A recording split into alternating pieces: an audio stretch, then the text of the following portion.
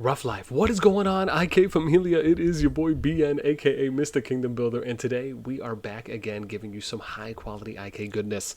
As always, before we get started, make sure you guys sub, like, ring the notification bell, and of course, if you want to be a part of our conversation, you can hit up our Discord, which you'll find in the description, and pin comment down below.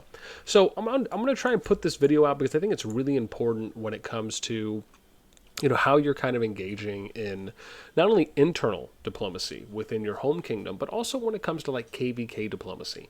And I thought this would be a really great topic to touch on because I myself have done a lot of diplomacy over, I would say, a couple years now for a couple kingdom builders, but more predominantly the two that you usually hear me talk about the most. And for specifically IK, I think it's very relatable that diplomacy, without a doubt, is one of the biggest things that goes into how your kingdom and also how your relationships are going to form.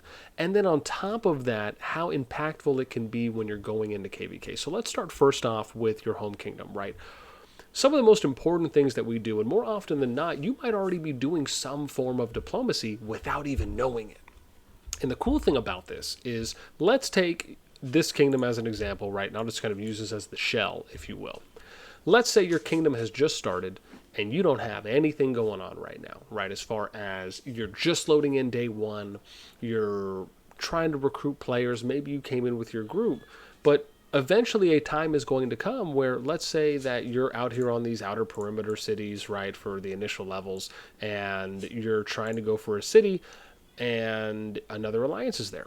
Or let's say that all of the level 1 cities already have alliances that are there, but you're stronger than some of the other alliances. These are just some early examples of how diplomacy and just having good conversation, reaching out to people, can be very impactful, especially if you're able to negotiate or figure out a way where you might be able to get some of these cities. An example of something like that could be, you know what, look, if it's okay, let us take this city. After we cap it, you can have it once the level 2 cities come up, right? Like, that's one example of doing that. You can say, or, again, you can say something like, hey, you guys can have this city, but, we'll just position for the level 2 next up. For doing things like capitals, right, that are obviously really important when it comes to how your home kingdom is going to play out. Having someone, and this kind of leads into the next big thing before we get into the KVK portion, is sometimes just having a single point of contact can do wonders, right? And an example of this is if you have in your group or your alliance multiple people that are handling your diplomacy. This is something important just to keep in mind, because you might run into a situation where you have too many cooks in the kitchen, possibly too many people that are handling diplomacy for either your alliance, your group of alliances, maybe your faction. And when you end up putting yourself in a position where you have just too many people that are conversating, or they are engaging in one type of conversation here, another type of conversation here, and you could be communicating with the same individual, but your representatives are giving different answers, right? Or they're having different types of conversations. And that's why it's very important that if you're going to have multiple diplomats, you have to make sure everyone's on the same page, understand what you can talk about, what you can offer, how you're going to negotiate, and that way everything can be consistent, right? Because you don't want to come off as unprofessional or unorganized or not prepared.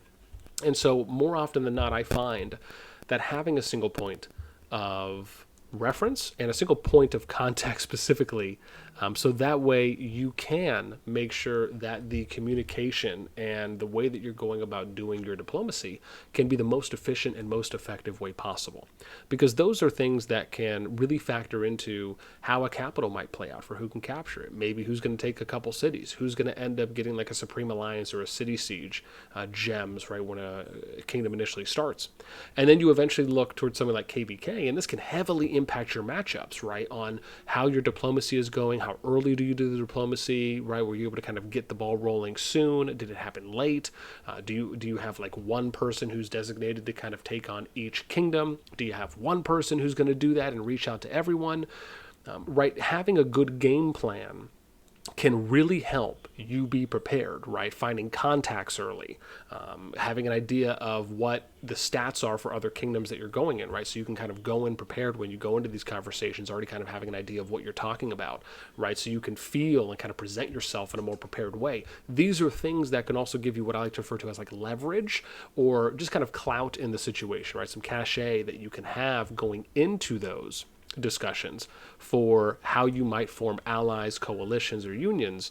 And again, these are things that you can prepare for in your home kingdom that you can eventually use to build upon once you get into KVK for the prep and then throughout the duration of.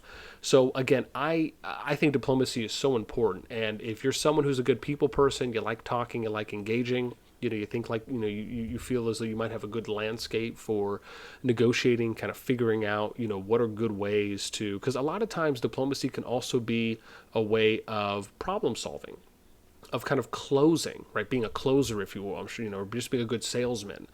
These are things that really help out when it comes to diplomacy on trying to sometimes even just fix problems, right? Or fix situations that arise outside of even making deals or doing negotiations.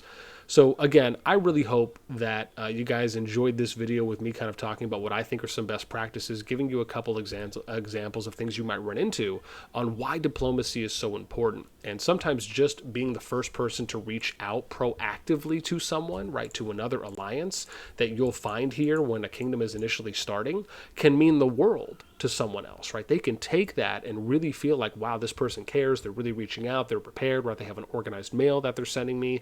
They're trying to reach out. And if they don't speak the same language, right, maybe you're using something like a translation bot or using in-game translation, depending on where you're going, if it's Discord or another, right? These types of out-of-the-box thinking is what will really allow for you to put yourself in a great position going forward, especially if you either are trying to unify the kingdom, if you're just trying to unify a couple alliances, or even if you're just trying to solve or figure out the best way to navigate a current situation. But with that being said, I would really love to know your thoughts, right? Let me know a situation in which you thought diplomacy and the skills of diplomacy really paid off for you, your alliance, your faction, or your kingdom, right? And I'd love to hear some stories on what other players have dealt with when it comes to diplomacy, maybe in the kingdom, and then maybe also for your KVK, right? I'm sure other people would love to read some. So again, if you have one, share it down below. That is it for me. And again, until next time, we will catch you later.